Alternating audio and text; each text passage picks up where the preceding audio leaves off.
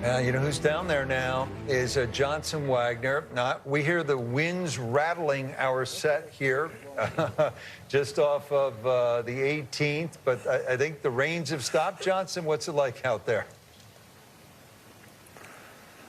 The rain has stopped, Rich. It is cold, cold, cold. And as we could see, those last few holes playing directly into the wind from 13 on. Players unable to reach 13, 15, 17 was a driver for the final groups. But standing out here on the postage stamp, front of the 8th green, Daniel Brown's tee shot, I think it's maybe the luckiest break I've ever seen in my life. There is nothing but trouble around this green. This bunker hasn't been in play all week over here short left, but it is deep, nasty, and I think had he found one of these bunkers, best case, he was going to be able to hit it right to where his tee shot ended up. Found his divot right here. Hasn't been sanded yet. Not sure if the sanders are used to putting divots on par 3 fairways, but you can see Dan Brown had a beautiful angle to that back left flag over here on the 7th hole, which he would end up obviously hitting it close, making birdie, but then stepping up with the honor. One place you can hit it, into the Coffin bunker, and even more surprising, Shane Lowry hitting second in the group, following him directly into that bunker. As you guys mentioned, Daniel Brown's ball ended up kind of down in the flat in the middle, giving him a chance to physically keep it on the green. Got my umbrella stuck in the hole. Thankfully, I'm not holding it over my head. Didn't get out here early enough to stop the flag man. We're going to go down in here. They've done a little maintenance to this bunker overnight, which is interesting. They've cut a little bit of the grass face over on this back side, and there's been some boot prints. So I'm going to go ahead and tee my ball up pretty nicely to hit this shot. Dan Brown's ball was right here. He had a perfect swing, no interference with his stance whatsoever, and was able with the wet sand to fly it to the hole with some spin and was able to hold that putting surface. See if I can't replicate that. If it hits the umbrella, I'm calling it in. Spin. A little bit of benefit, too, playing right back into the wind right now. Now, Shane Lowry's ball was just ahead, and it was right in here. He was not so fortunate. He couldn't really create a very good, whoa, and that's exactly what he did. He was trying to create a stance, and he sort of fell back in this way. Boy, this is not going to be pretty. Oh! Go in. Well, I don't think Shane had quite as good of a lie that I did. But one thing about today, guys, as you both know, Paul, Brandel, playing in the rainy conditions, it was cold.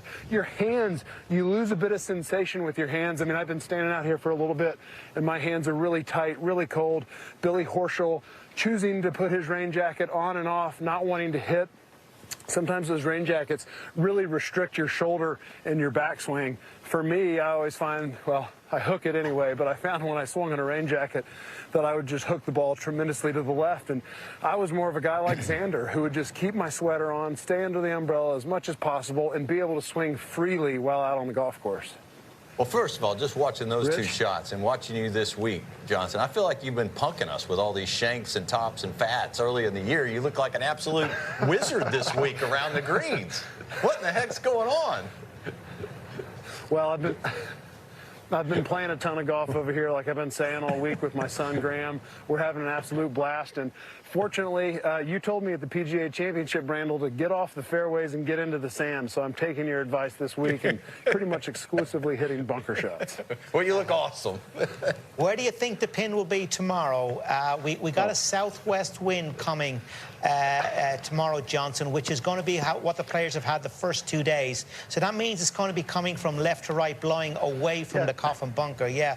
Where do you think they're going to put that flag tomorrow? What have they not used so far?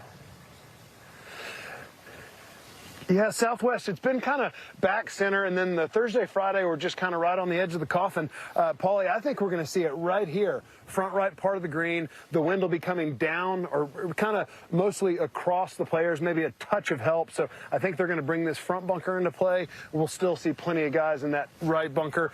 Coffin, though, unfortunately, if the pin's right here, I don't think we'll see much action in that Coffin bunker. Johnson, bunched up leaderboard. Who do you like on Sunday and why?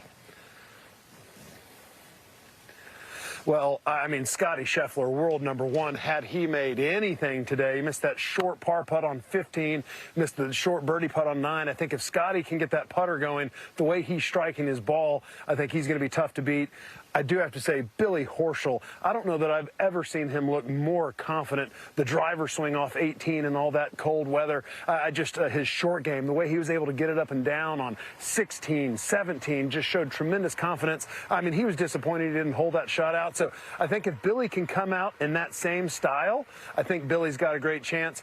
Playing with Sam Burns in that last group, Sam had that wonderful round early, didn't really have to deal with a ton of the elements when it got cold like the other guys. But if I had to pick one guy, I'm going to take the easy way out here and take Scotty Scheffler, world number one. Okay. Johnson, thank you. Repair to the bar right over here at the Marine Hotel. Regale us in tales of your bunker prowess here in Scotland this week. We look forward to seeing you tomorrow, actually in a couple of hours. Thank you, Johnson.